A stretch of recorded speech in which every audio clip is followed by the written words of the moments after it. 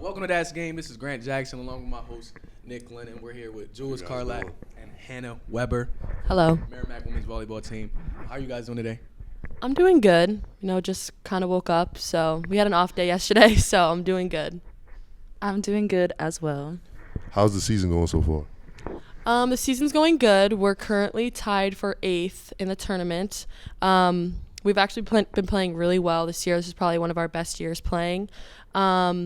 We had a shaky weekend this past weekend, but recently we've been playing good. We beat Marist, Siena, Manhattan, and who else? Iona. So that was really helpful, and that put us in 8th. We're tied with 8th with Siena, so we'll see how this weekend goes. Yeah, best of luck to you guys. We hope you guys, make it to the tournament and, further along after that. Thanks. You talk about, this being one of your better seasons. What's been the shift? What's been the difference between, the previous seasons and past season before? What's the difference this season? You got this one? Yeah, You could start.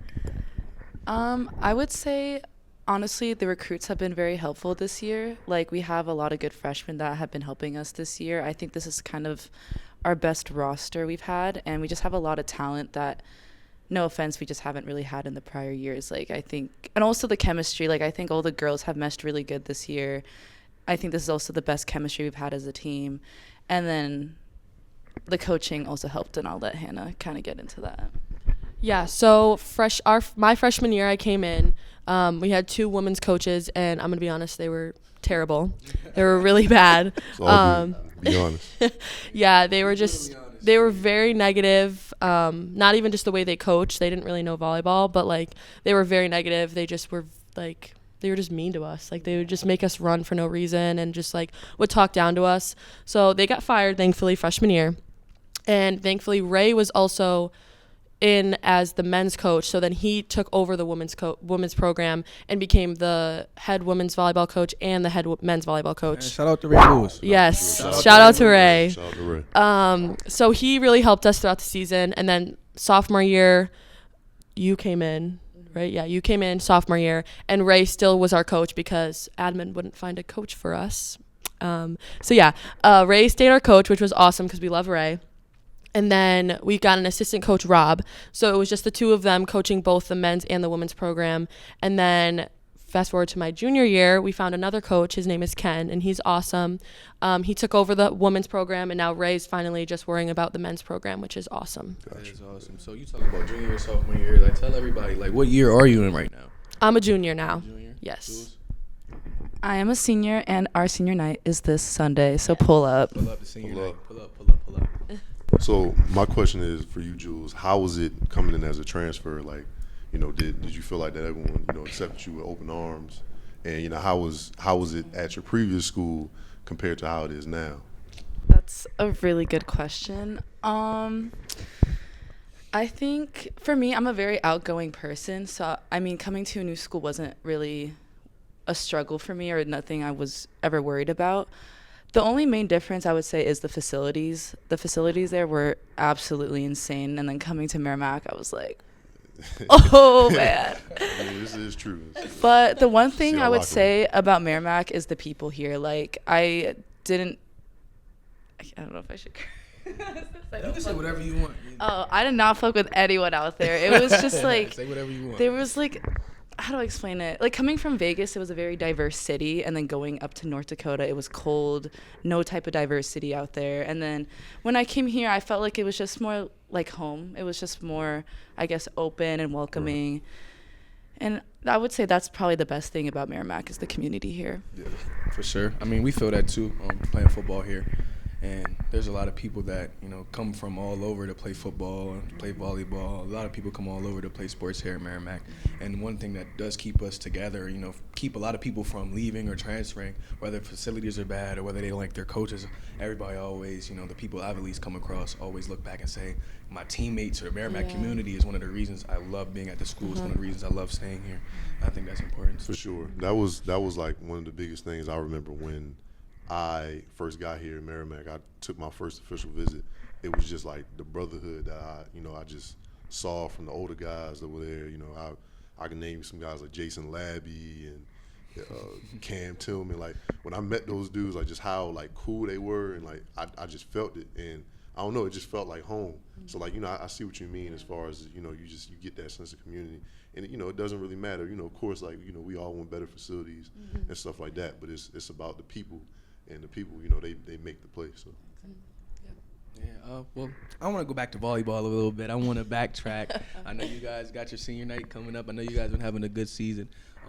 Tell us how like the transition from last year to this year. I want you guys to speak on that a little bit more, and tell us what you see the future of Merrimack women's volleyball is looking like. Well, I see the future only growing. I think that, like Julz said, we've had a lot of good transfers come in. We've had a lot of new girls come in. We have a great coaching system coming in, hopefully more coaches coming in. I think that as long as the admin doesn't stop us from growing, I think nothing can stop us. I think the issues that we had in the past are gone with the shitty coaching and the bad culture, but Ray's done nothing but build great culture and build a great community as the women's volleyball team and the men's volleyball team. So I think I can only see like positives going up. I really don't see anything changing. I think it's only going to get better.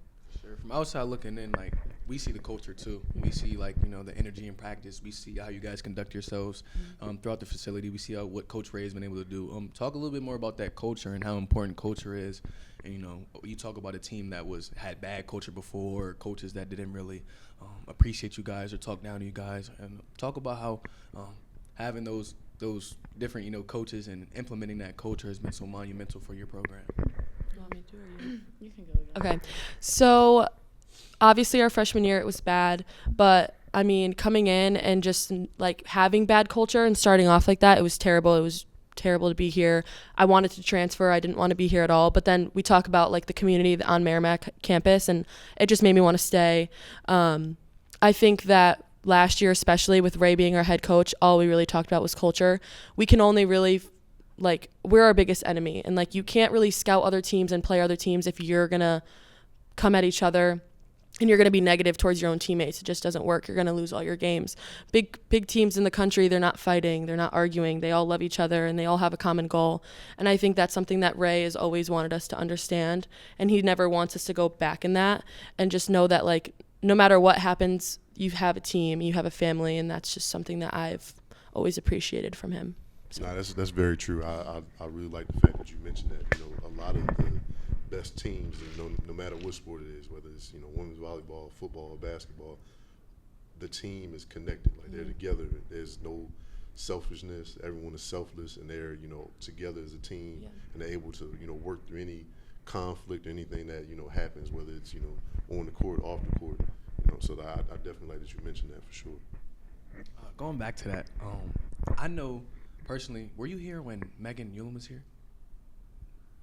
No. Larson. She was Megan Larson. Yes. I was like, yes. Megan, her name was Megan Larson. She's Megan Ulam. You were here when Megan was here? Yes. So I remember Megan used to tell me, because I'm president of Fellowship of Christian Athletes, and she was a former president. So she used to tell me that there was like a pyramid or something like. Oh my God. Was there like?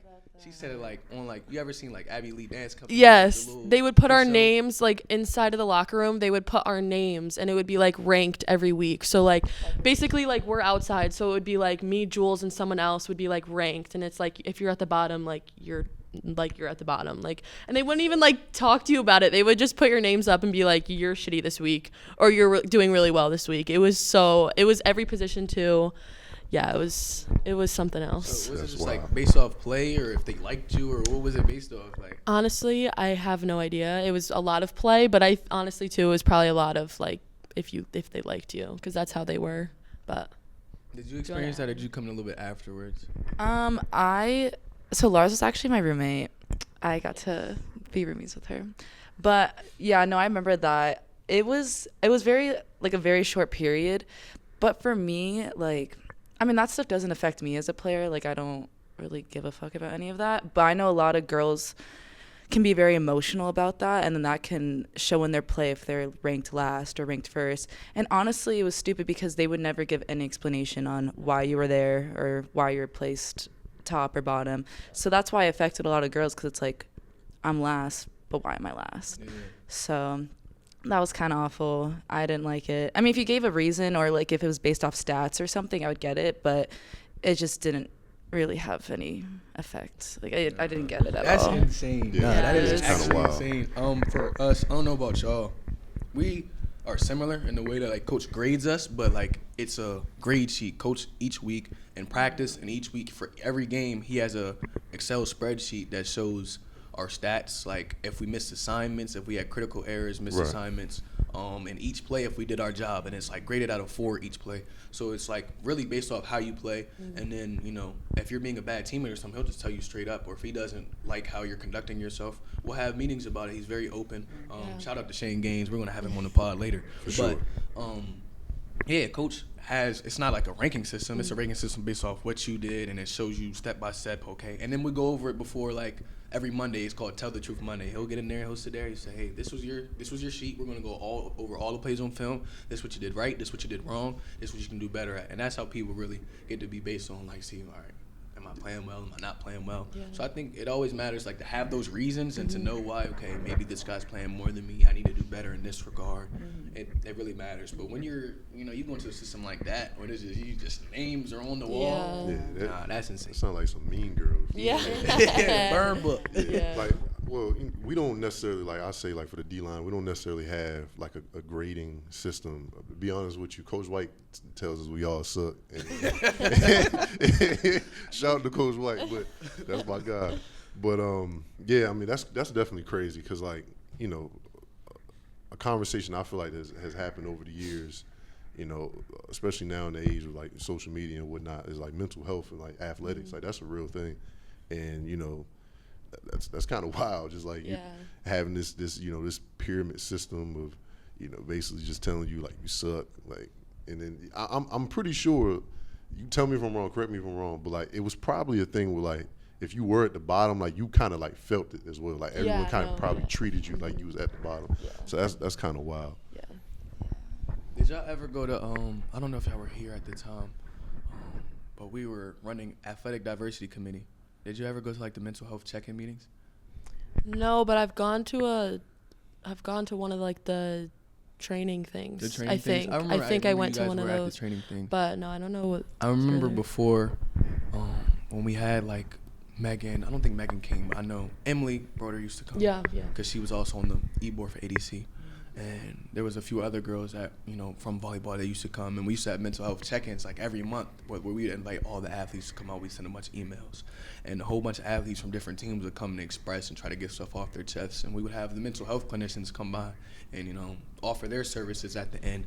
And I remember them telling us like so much. And everybody, all the other athletes are sitting there and we're like, yo, what happened? Like what happened at practice? Like your coach said what to you and this? And I'm like, wow. So I'm just so glad you guys have come a long way and that your program is rising and it's on the up and up. So I'm excited for you guys. Yes. Thanks. Appreciate it. Yeah. So I'm gonna pivot a little bit. Get into some personal stuff. Boom. I'm putting you guys on the spot. Who's your favorite teammate? Oh, okay. That was My- a long pause. No, like, yeah. You know what I'm saying? It's not her. Wow. No, my favorite teammate is probably Lauren. Okay. You guys know who Lauren is. She's also my girlfriend, so that's why she's my favorite. So Shout out to Oops Bag. yeah. No, what's yours? My favorite teammate, I would say, is Morgie. Her name is Morgan. She's a transfer. She just got here this year. Okay. And she's just someone I kind of just clicked with. And she reminds me of Avery Brown. I don't know if you I remember. remember Avery. Yeah. But they're so similar. And she is just so awesome. And she's a sweetheart. And she's just so funny. I love that girl. Yeah. So like, what makes that chemistry with you and Morgie? Like, Morgie. yeah. I don't even know. Like, it's just some, how you meet someone and you just kind of click and your personalities just click. It was just kind of that thing. But no, she's just so nice. Like, I feel like there's not a lot of nice people out there anymore. And it's just hard to find someone so genuine. And she was never, like, she's always herself kind of thing. And I always respect someone like that because, like I said, I feel like a lot of people fake it nowadays. So to find someone so genuine, and she's a baller. Like, she can put that ball away. She be stuffing bitches, bro. She's so good. She's top in the conference actually for hitting percentage in the MAC. So Shout out to Morgan, man. shout out to Morgan. Also, I would like to add to that. People Julz and Morgan on teams are just like so much like breaths of fresh air. Like you could be on a team and like she was talking about North Dakota and how they're all bitches, but like we got some of those on our team too. Like when you come to you have an all women's team, like you're gonna have some bitches. Like it's just gonna happen. And like these people are just so nice and like such like it really helps the sport, and like it really helps like all the negative things like go away. Like when you just talk to people like you guys, like it's just so it just helps. It's awesome. No, that's hilarious. So yeah. So my question is, how do you like balance that with individuals who are highly emotional and whatnot, and like what I'm saying, just kind of managing that on your team? Well, I know this is a conversation that like Ray had with us last year. You kind of just have to like the people who are bought in and who are like with the program and who want to like make the team better and like are very selfless. You have to like be more at your 100% more of the days so that you can bring up those people who are more negative and emotional. I mean, some days it gets hard. Like some days you are emotional, so it's like you don't want to be like that, but like you have bad days too. But I think it's just knowing, like reminding yourself like you have a common goal and like you want to win and you're on a team, and just like trying to bring up those people is just like really the only thing that you can do. It's just like being positive every day and making them try to realize like how lucky they are to be on this team. Right. I think in like sports, people don't really understand like the chemistry and the energy, and people being bitches or bringing the wrong energy. People don't really understand how like that translates into the game, whether it's volleyball, football, basketball, hockey. I feel like having the right teammates and trusting and believing in them and knowing that they're gonna have your back on the field as off the field too. Like it matters so much. And you hear commentators or people or spectators, people in media saying, "Oh, why is this team this or why is this team that?" And it really shows like who don't fuck with you on the field or who don't like on the court. You can see it. You can see it in their face, especially in a sport like volleyball. Yeah. Y'all don't got helmets on like we do. Like I can say some stuff on the field or make a gesture to some of my teammates that the world might not be able to see, but you guys it's like on your face like, oh, this girl. Like, And like people can see it, like people who watch the games, like you can see it. You talk to your parents after games and they're just talking about like we lose that day and it's like the chemistry wasn't there. You guys don't look like you trust each other. You're a bunch of individuals. Like we definitely have talked a lot about just being like 6 individuals on the court, and that can't happen. It needs to be like a cohesive team, and that's something that we've worked on a lot, and I think we've come a long way with. But like you can tell when you don't like people, like the trust isn't there, the confidence isn't there. Like it's big. Yeah, no, that bad energy can be very contagious for sure, and it'll definitely show and rear its ugly head in very crucial moments. I can tell you, Grant, he'll agree. Over the years we've had some old teammates and even some teammates now where they've had their moments of of bad things. I can even give you an example of myself. I remember, I think it was 21. We played Central Connecticut State. It was a rainy game. We got blown out. We got blown out. They just run the ball. I think they ran for like almost close to 400 yards on us. It was bad.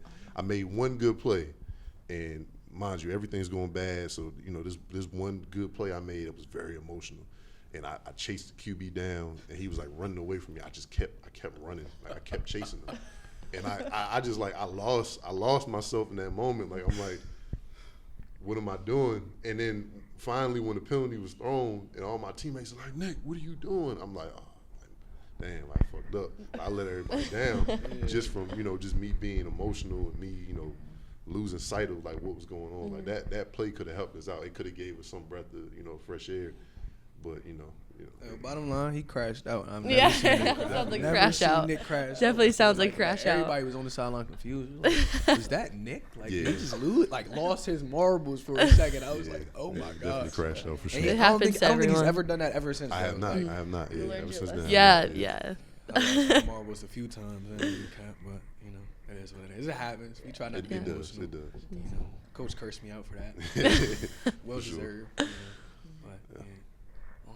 I'm gonna ask you guys some other questions too. I know before we were chopping it up before we started recording. You guys told me you guys are RAs. Like, how did you guys become a resident advisor, RA? Like, how did you guys even what happened there?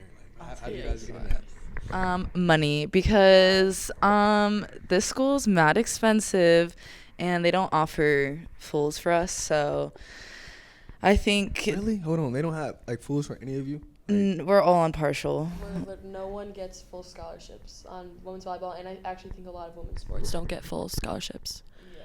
Like, I don't know many women's sports on this campus that get full scholarships. I don't even think women's basketball does. They definitely do. They do? My girlfriend played Okay. Well, good. I'm glad they do because they deserve I think it. they all do. Like 1 to good. 15, I think. Then that's one of the only ones. I'm not gonna. Somebody gonna have to fact check me on that. So don't say that I said that. It wasn't me. Nah, it was me, but you know. Yeah, We're gonna ask around. It's really funny take my word because the coach that recruited us, they were like, listen, you're going to be on partial, but eventually you're going to end up being on full. Yeah. And she was the same coach that got fired. Yeah. So we kind of got the short end of the stick with that. And then, I mean, both of us, you know, financially, it was the best option for us to become RAs. And I should have done it sooner, honestly. I would have saved so much money if I did it sooner. But I mean, that's honestly the biggest reason. I mean, and also it's kind of fun, I guess. You can, like, talk to your residents and, like. You're enjoying yourself as an RA? Nah, I'm bullshitting as fuck. I'm about to say, be honest with me, because I don't know if they know. Do you guys know that I was an RA? Oh, you were? Yes, I was. Where were you an RA? I was an RA in O'Brien. Oh, okay. Yeah, O'Brien. And then I was an RA in South Res for half a semester. Oh, okay. So South bad? South was lovely. Yeah, I feel like South was chill. I would love to be in North. North is probably the best place to be. You got nothing going on there. When I was in South, like there were so many people that I thought did their job like well, and they were just like on duty round. Don't go on that round. I was like, huh? You don't go any rounds? One of the girls was like, nah, I don't ever go on my round. She was like the top tier premium RAs, everybody loved her, the GRDs, she looked at me one day and was like, you don't got to do none of the half the shit they tell you to do, like nobody gonna really check. I was like, huh? Yeah, they said that to us too. They were just like, yeah, you don't really have to go do this. Like we had to check the back stairwells, and I haven't done that in probably like a month and a half. So bad. Like I don't do it. Hopefully they don't see it, but I haven't done it. I also don't care. Sorry. Back stairwell for you even check. Trash? Like we have to pick up your trash? Like it's stupid. It's so dumb. Oh my god. It's so stupid. I wouldn't be doing that, I promise you, but no. I can speak, from my situation. It was also a money thing too. Oh yeah. Before, luckily I got my scholarship upgraded, and that's why I'm not an RA for this, past year. But the first few years of my career here were tough. I came in on a partial scholarship, and my parents was kicking out some bread for me to go to school here, and they looked at me one day and was like, hey, you're gonna have to transfer if you can't come up with some extra cheese. Like you're gonna have to quit. What can you do? So, I ended up being an RA for about a year and a half, almost 2 years. And it's crazy because, we talk about money, we talk about the school, we talk about, people being cheaper, not having the best facilities, not having, full scholarships. And that's part of my story as well, because in my redshirt junior year, which was last year, I'm in my grad year now, my redshirt senior year, I guess. I was a starting corner, and I remember after the season when my scholarship got upgraded, and my coach, remember Nick, Nick remembers when a lot of our coaches, were ending up leaving. Yeah. And my coach, his thing was like, I can't stay here because they don't pay me either. Like, I don't have enough money. He said, he looked at me and was like, yeah, like, you're a starting corner, and like, how much did you pay to go to school this year? And I was like, damn, how much did I pay to go to school this year? He was like, yeah, you're an RA, and you're paying to go to school, and you're one of the best corners in the conference, and you're not on full scholarship. And I didn't even think about it at the time, because I was like, I really thought about it. I was like, wow. And eventually, after that season, they upgraded my scholarship and gave me a full, but it was just crazy to think, you talk about D1, you talk about being D1 for a number of years, and it's going to take the time for the school to grow, but it was just, sad, realizing reality of that, people at the school sometimes are struggling financially and have to do so many more things other than just, play their sport and go to school and, receive the tuition, receive the, I don't even know where I lost my train of thought there, but so many people have to do X, Y, and Z just to, make up for the little things that they need to do. Yeah. So it's been tough for me too. I know, hearing that from you guys, I wanted to talk to you guys about it because I know it's tough. It was a struggle for me. It really was, having RA meetings after practice, after doing homework, after, running my ADC or FCA meeting. And now I have a meeting at 10 o'clock, 10:30 at night with a bunch of RAs, and we're talking, and we're doing icebreakers or something. Oh my God. Icebreakers, Oh my God. Our like, media I'm Chuck not. is in the background. He just looked at me like, icebreakers at 10:30? Icebreakers? Shout out to Chuck. He makes all this possible. But, yeah, it's tough. So, you know, you can, like I said, always, you know, this platform, you can be brutally honest. I know the RA stuff is tough, you know, Yeah. especially as an athlete. Yeah, it's definitely hard. I mean, what was also hard with us is that we're in our preseason in the summer, and that's like right when RA training is all happening. And it was just really hard because there was a lot of times where the RA people were asking us to miss practice, and it's like, I told you when I was doing my interview that like I'm here for volleyball. Like I can't be missing all these volleyball practices for RA training that I already know. Like the training was also bullshit. Sorry to be like that, but like it was literally the same stuff every single day, all day. It was ridiculous. And then they were forcing us to go, and it's just frustrating because like we have a schedule where we're going from 7 a.m. to like 6 p.m, and like it's just not. It was hard for them to be accommodating with us, and it was very frustrating. Definitely very frustrating, but. It makes me so mad because going through that myself, it's like you want me to be up from 7 to 7. I have to do for you guys. You have to do your RA stuff, your volleyball stuff. Volleyball. You're going back and forth for us. For me and a few of my other teammates that were RAs, and I still have a teammate that is RA. You know, over the summer when you're doing RA training, football training is also at the same time. So imagine, you know, you wake up at 6:30 for, you know, or 6:15 or whatever to get to breakfast for football.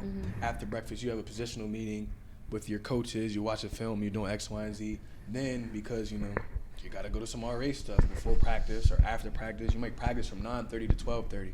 Instead of going to lunch, they said, no, you have to be at this RA meeting. Or you can eat for 15 minutes and then come to this RA meeting for the next 3 hours. Then you got to go back to watch more film of football, lift, and then go back to another RA meeting, go back to a football meeting and have your last team meeting. And you look up and it's 8 p.m. at night. Yeah. And then, you know, they say, oh, prioritize your mental health. Yeah, it's like Recover, when, hydrate. When do you give me the time? Like to do when? that? I would love to know when. And, you know, and it's a full month of that, and it sucked, and my mental health and physical health was terrible. And they're like, why aren't you running full speed? You know, why don't you have any energy? Like, what do you mean? Like, do you want to see my schedule? Like, and you know, and you try to.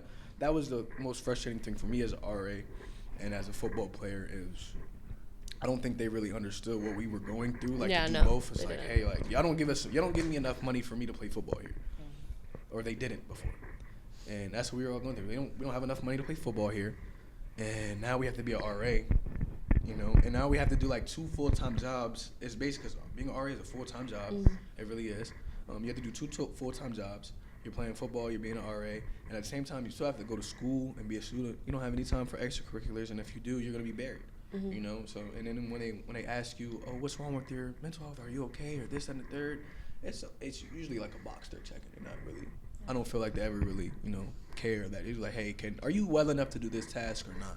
Yeah. You know, are you gonna get your assignment done? Are you gonna get your RA stuff done? Or, you know, can you make this blocker? Can you get around the tackle? Can you guard this receiver? Like, it's always what can you do for me? And I don't ever feel like sometimes when, you know, I was in that spot.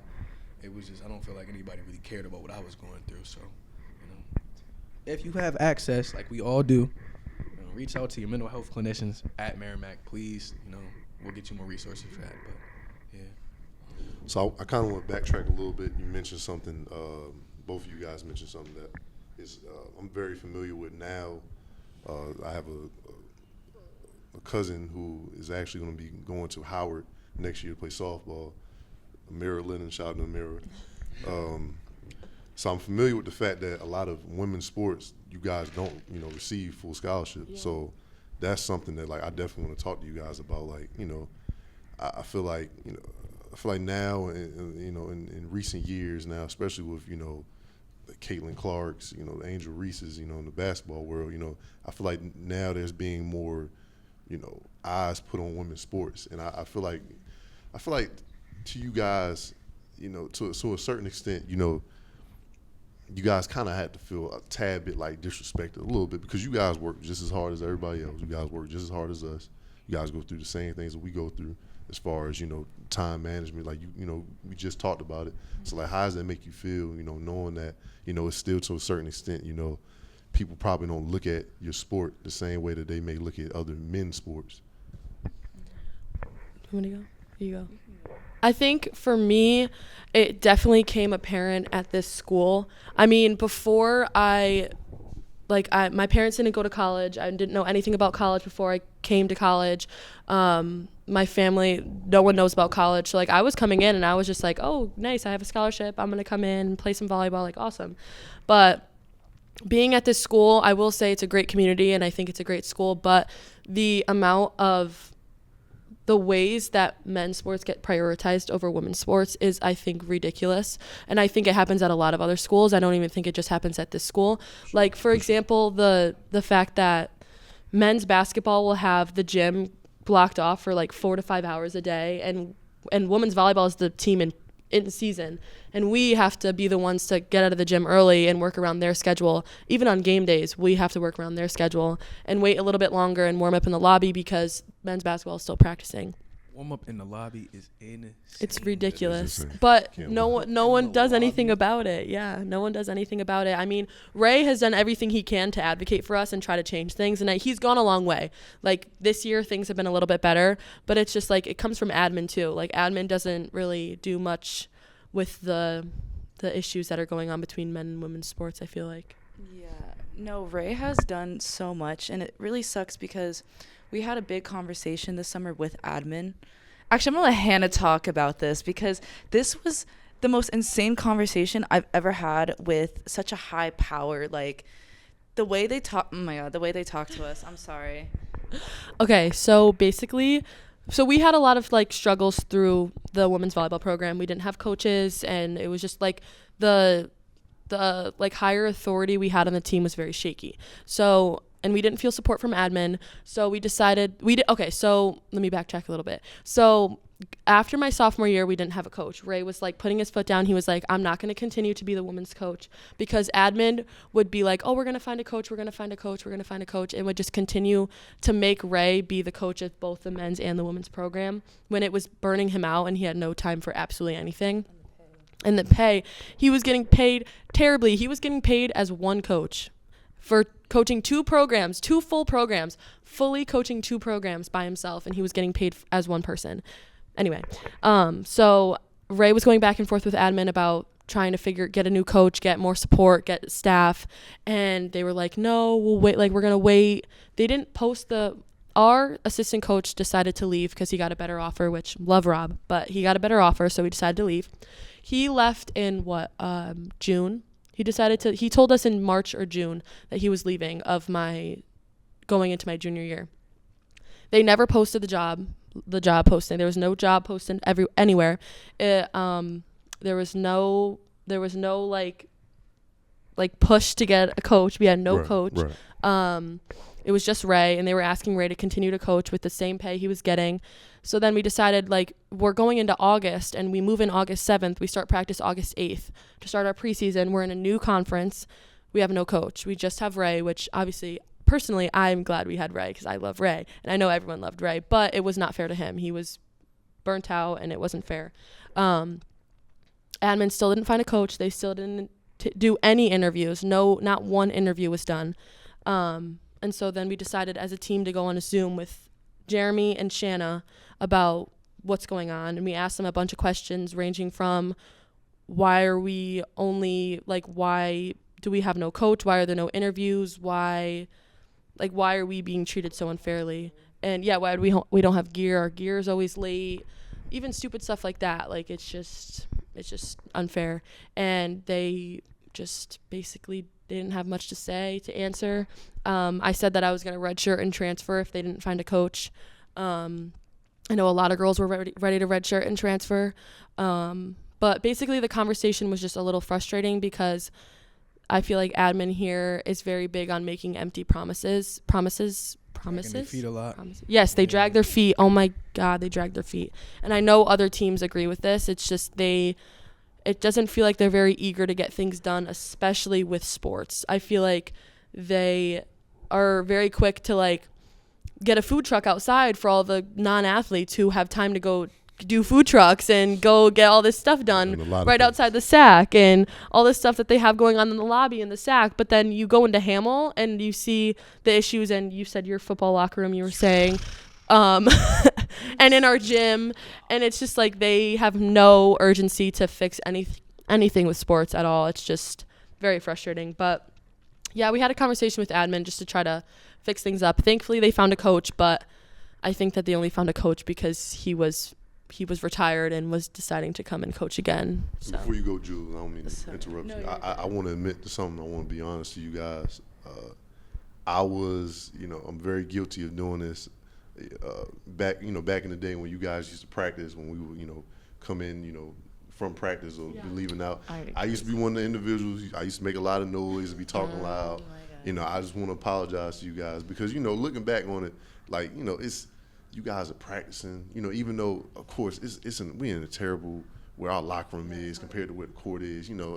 It's an inconvenience, but we have to be respectful to you guys because you guys are practicing, you guys are preparing.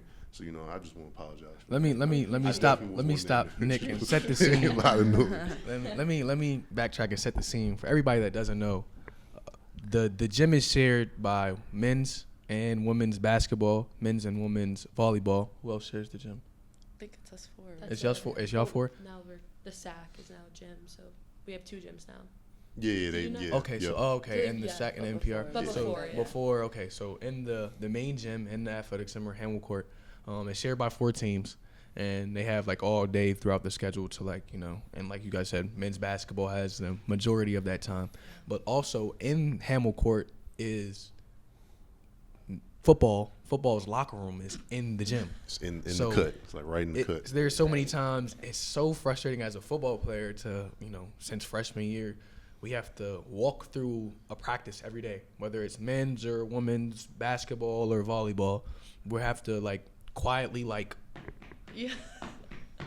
with our cleats on and mess up the hardwood floor and open the code of the locker room.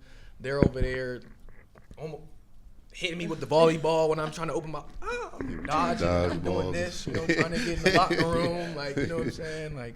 And it just gets crazy because every day, sometimes they're trying to break it, they're trying to, team on 3 and coach is giving a speech and, some of my teammates walking there and being loud and being extra and they like, yo, be quiet. And it's crazy because it's just a horrible situation. So it's I understand, so we do apologize for that. It's just a bad situation. Yeah, it's all good. And even sometimes we have to walk around the back of the school into the grass to go in the back door of our locker room. We can't access the locker room because something's going on in the gym. Or something might be going on in the lobby, and it's just very inconvenient. I'd be so many times athletes at Merrimack, they ask us to do things that inconvenience us and not really understand how it weighs on us mentally, how the smallest inconveniences can go a long way. You wanted to make it, you should be trying your best to make it easy for us to do what we do for the school. For sure. And it feels like a lot of the time they just make it harder for us. I know you guys probably feel the same way, and it's just little stuff like that is just so frustrating when you're I just want to get dressed and play football today, but now I gotta walk around this way and come back that way, and I gotta do this or that, or I can't go in the gym, or I can't use my locker room at this time. Oh, it's November, it's 40 degrees in our locker room because we don't have AC, or one time it was ants all through the locker room or something like crazy. that. And that was crazy. I don't even want to get into all that, but I say that to say this, that it's frustrating. It's frustrating sometimes. I know how you guys feel too, that the facilities and the stuff we have to do, we all have to share, and it feels very ghetto at times that we just, it just feels ghetto at times, what we have to put up with as athletes here, and we express it, we talk about it in small groups, but it's not a bigger issue that's being talked on bigger stages, and it's really frustrating to see how year after year the same stuff doesn't feel like anything is progressing sometimes. So I know that's frustrating. Yeah, no, it is frustrating, and it's especially with our sport, I feel like volleyball is a lot bigger of a women's sport, so it just goes to show some teams here that are more lower tier, I feel like they get nothing. Someone field hockey, I feel no matter what their record is or how they're doing, they should be still treated the same. And I feel like there's also so many Title IX issues, especially with our team compared to our men's team when it comes to roster size or gear. We didn't even get our jerseys, and we had to move our media day, and we didn't have a roster till what?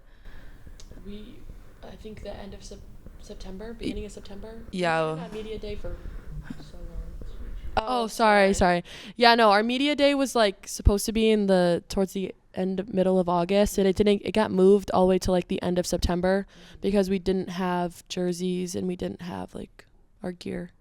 So I still don't have shoes. I had to use one of the women's basketball players' shoes, and my shoes never came. So They're still not here? no, I still haven't gotten them. I'm using the women's. How many games have you got to play so far? We have 4 more games left in our season. That's all I'm gonna say. Never sent your shoes? No. They didn't send my shoes. That's OD. That's crazy. I know you're talking about the Title IX issues and stuff, and that's crazy to me especially because I think the men's program is a year or 2 old at Merrimack. Exactly. That's the most frustrating part, is that there is such a new program, yet they already have so many more resources. They even have, like, if you see our sideline, we have 1 coach, and we have girls on our team that are helping staff, and you look at the men's team and they have 4 grown men helping Ray out. So it's like, where are you getting these people from, and why do we not have the same access, and why do we not have a coach after not having a coach for 2 years? Yeah, and the worst part about it is, like, Ray advocates for you guys. I know he does. And he's like, hey, like, where's the stuff for the girls? And admin's like, Exactly. It's frustrating. tough. Like, I feel like they like recently, since Ray's been here, they expect Ray to do everything for both the men's and women's program. Like, I know that the men's have, like, a lot of people on the side. They have people taking pictures and stuff, which is great for the men. But, like, Ray did that, and Ray got those people for the men's team. And, like, yeah, he maybe should help get some more people for the women's team. But I know we've had a lot of people, and a lot of people have fell through with the women's side, like, getting pictures and stuff, like people to come take pictures of our game. There hasn't been people, like, to do it. But I feel like admin needs to do something. Like, it's not just Ray to take care of that stuff. Like, admin should be able to help and, like, show that they actually care about sports other than hockey and basketball. Like, I mean, media is so important, especially in this day and age. You're not going to get new recruits if you don't have the camera guys and the video people and the people to come to your games and show and capture what is going on. Show what you guys are doing well. Show, sometimes where your mishaps are. But, I feel like for football, like, we have a few guys that come to our games and they do a wonderful job. Shout out to Bobby Diaz. Shout out For sure. Shout out to Bob. Shout out to E2, E. Martinez. And shout out to all the production people. Shout out to Chris Dolan. Shout out to Chris Dolan.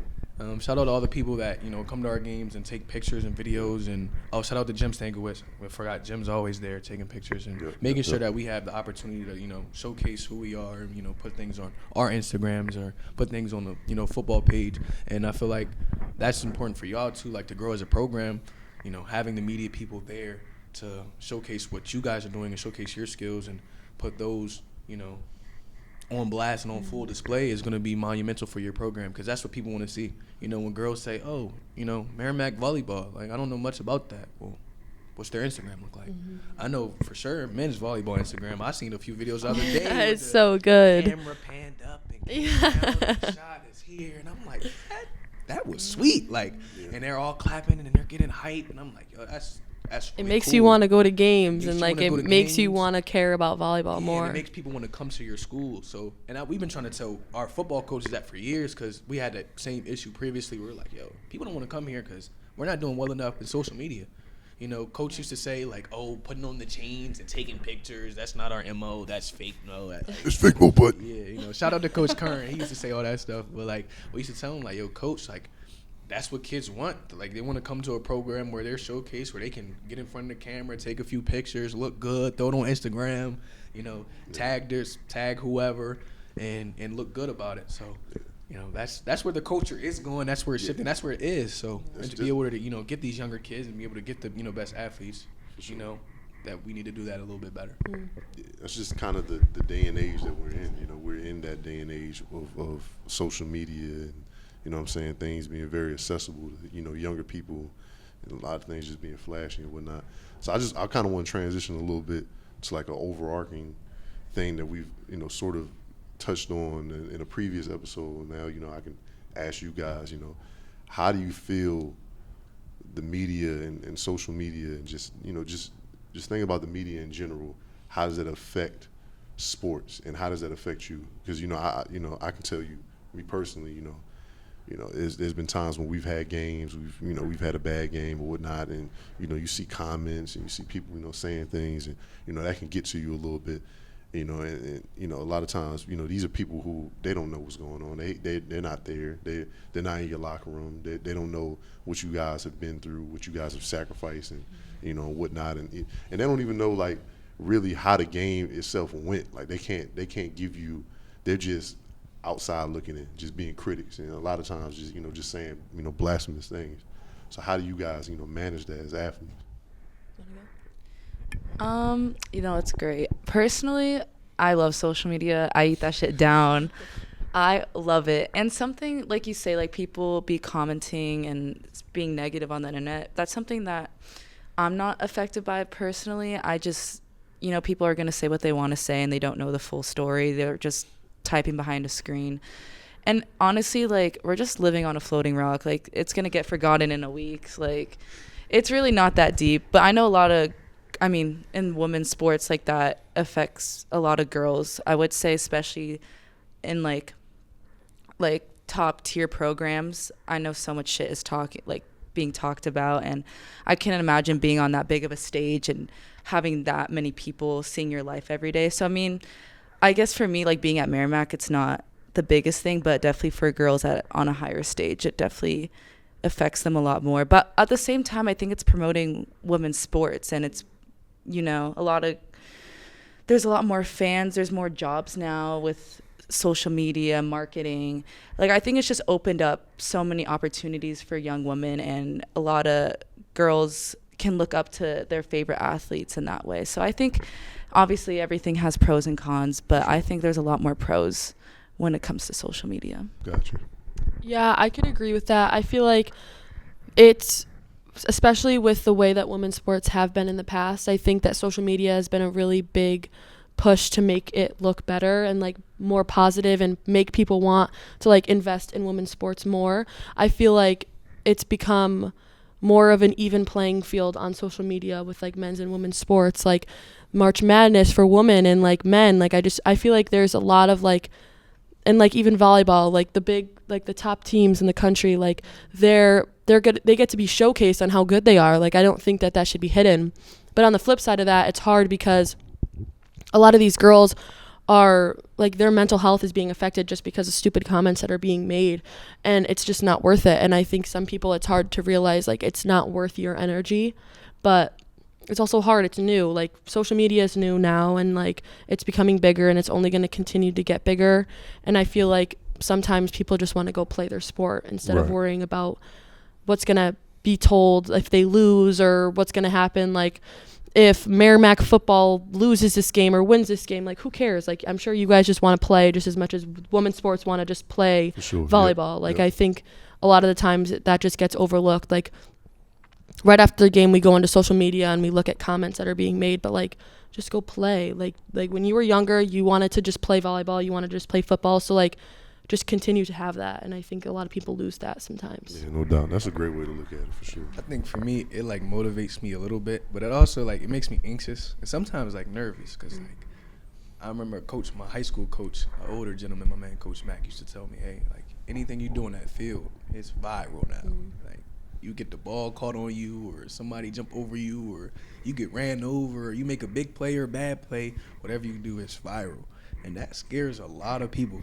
And that, you're going to get backlash and comments from that. And it's viral. Like, it's good, Make people make business decisions. Yeah, it really will. Like, and, especially this year, we were playing a few bigger teams where, some clips went viral. And it was a little sad, like, like for us that, we're playing, a bigger school. And, I got people sending me stuff on Instagram, on TikTok, like, yo, they put y'all on TikTok. I'm like, you know what I'm saying? And it's weird because I remember I ran into a lady in the SAC, a professor at Merrimack that I've never met in my life. 2 professors at Merrimack. I'm sitting with Jason Campo, one of our DNs. Makes sense. One of the always wholesome young man, one of the most nice guys you'll ever meet. For sure. And this kid is sitting there, and I'm trying to eat breakfast with him. We're talking about Fellowship of Christian Athletes. Nothing football related. It's Monday. We're talking about Bible study later in the night. And these 2 professors like start heckling us like we're at a football game. Like, hey, like y'all played terrible. Like, I should have coached that team. Who's calling y'all plays? My son played for UConn back in the day, and man, I could coach the team. It was an older lady, and I was just like, whoa, like trying to going back and forth for her, just like a little. Trying to be respectful, trying to be nice. Oh, haha, cool. Like, all right, eat my breakfast. Shut up. Like, it was just throwing me off. That like, it was really like, you don't even know me or my name or Right. how are you doing Right. today. None of that. It was just straight into like, y'all You guys suck. suck. Yeah. Like, I was Yeah. like, all right, but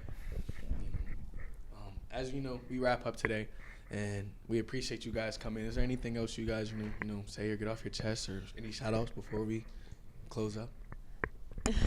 Nah, big shout out to Ray for real, because Ray has done so much for this program, Shout out to and Ray. everyone needs to come to our games this weekend. It's our last 2 home games. Where y'all playing? Saturday we play Marist, Okay.